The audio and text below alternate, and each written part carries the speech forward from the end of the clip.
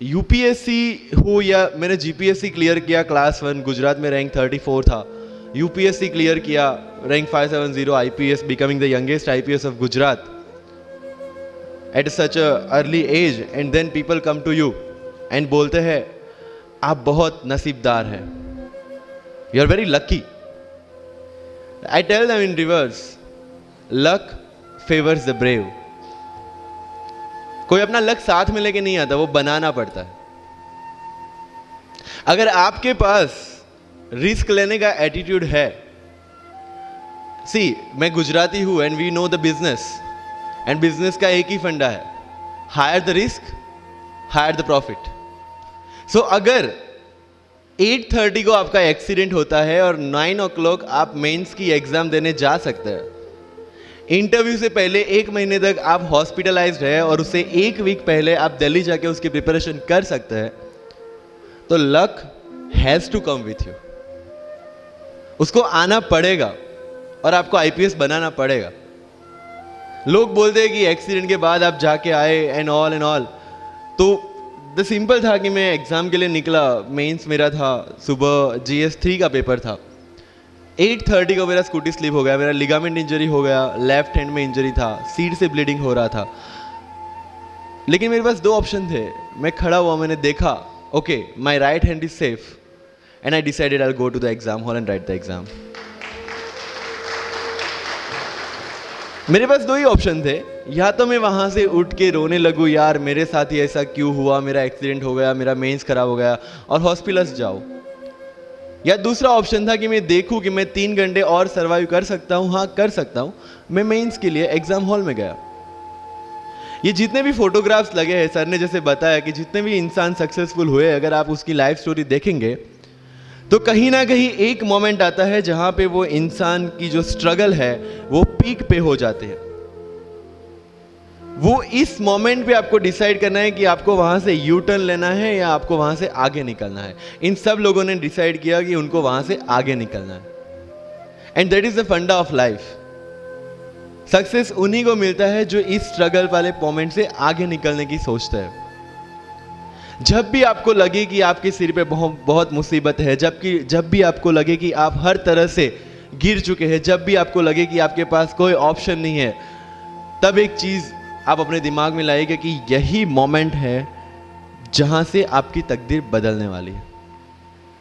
क्योंकि डायमंड जो होता है वो जितना ज्यादा घिसता है उतनी ज्यादा उसकी वैल्यू होती है। सोना जो होता है वो जितना ज्यादा तपता है उतनी उसकी वैल्यू होती है। अगर आप जिंदगी में तप रहे हैं, अगर आप जिंदगी में घिस रहे हैं, अगर आपको लग रहा है कि आप हर तरह से मुसीबतों में गिरे हुए हैं, तभी आपकी जो वैल्यू है वो बढ़ने वाली है। और यही मेरा एटीट्यूड रहा है। लोग बोलते हैं कि तुम्हारी फाइनेंशियल कंडीशन ठीक नहीं थी, पापा इलेक्ट्रिशियन थे, मम्मी हाउसवाइफ थी, डायमंड के कारखाने में काम करती थी, उसके बाद उन्होंने मैरिज में रोटियां बनाने का काम किया, और उस तरह से मैं पढ़ा। लेकिन जब मुझे पूछा जाता है कि ऐसी कौन सी चीज है आपकी लाइफ में जो आप बदलना चाहते हो, एंड आई सेड नथिंग, क्योंकि अगर वो चीजें नहीं होती मेरी लाइफ में तो शायद आज आपके सामने में नहीं होता। तो अगर लाइफ में प्रॉब्लम्स है, अगर लाइफ में स्ट्रगल है, जैसे सर ने बताया struggle is a part of life, and I strongly believe in that. क्योंकि अगर हम दिल्ली में थे, मेरे दोस्त के साथ में निकला बाहर घूमने, तो बोलता है यार ऐसी लाइफ चाहिए, कोई मगजमारी नहीं, आराम से बैठते हैं पूरे दिन एसी वाले कमरे में, बहुत सारे पैसे हैं और कोई टेंशन नहीं, ऐसी लाइफ चाहिए मुझे। मेरे पास ऑप्शन है। बोलता क्या?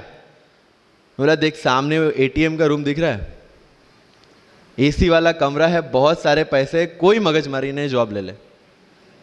क्यों IAS IPS में दिमाग खराब कर रहा है? अगर स्ट्रगल नहीं चाहिए तो you have to compromise with that life.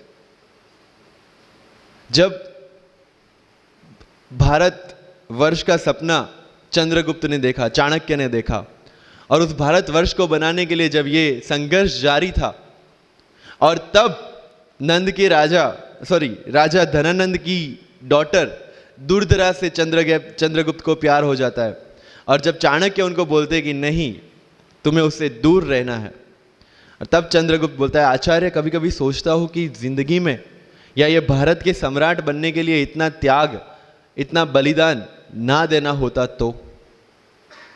और तब चाणक्य रिप्लाई करते हैं, तो हर कोई भारत का सम्राट होता। This is the fundamental rule of life. अगर आईएएस बनने के लिए, आईपीएस बनने के लिए सेक्रीफाइस करना नहीं पड़ेगा, अगर उसके लिए आपको त्याग नहीं करना पड़ेगा, तो आज पूरे इंडिया में हर घर में आपको आईएएस आईपीएस मिल जाएंगे। So when you are entering into this game of UPSC or MPSC, make sure that you have to sacrifice anything which will take you to your goal. लेकिन प्रॉब्लम ये है कि हमें टेंशन होती है, यार दोस्त की एंगेजमेंट है, उसकी बर्थडे पार्टी है, उसकी शादी है, अटेंड नहीं करूँगा तो बोलेगा मैं तेरी शादी में नहीं आऊँगा, एंड ऑल। लेकिन बिलीव मी, जब आप आईएएस बन जाओगे, वो सामने से याद दिलाएगा, भाई इनविटेशन कार्ड नहीं भेजा तूने। समझ रहे हो?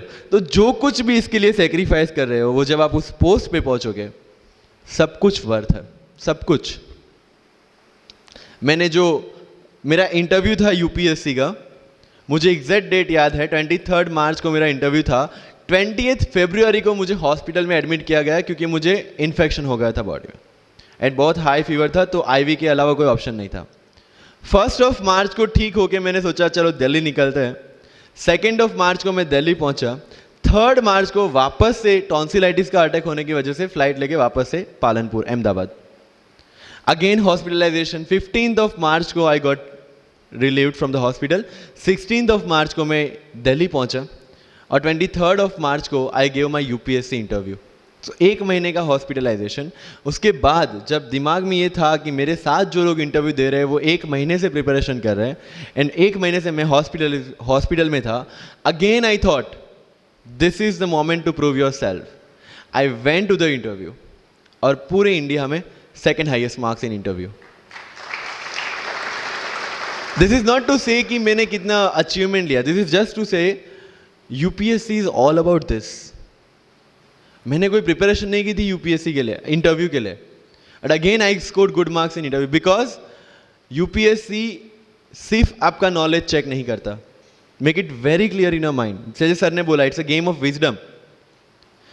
आपको पहले ऑफिसर बनना पड़ेगा यहां से।